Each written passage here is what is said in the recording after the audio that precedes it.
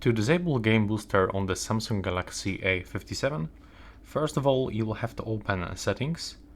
Now on the search input Game Booster phrase, and over here you have to go for About Game Booster.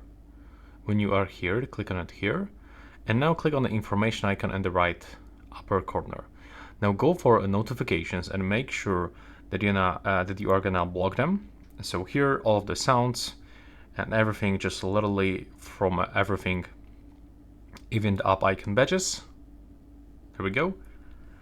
Now go back from this one, and we have to go for permissions and simply disable them here if possible. For me it's actually not possible, so I'm gonna go back from this one, and here you have to also go for change system settings and don't allow this permission, and now select to don't appear on the top and simply click to force stop.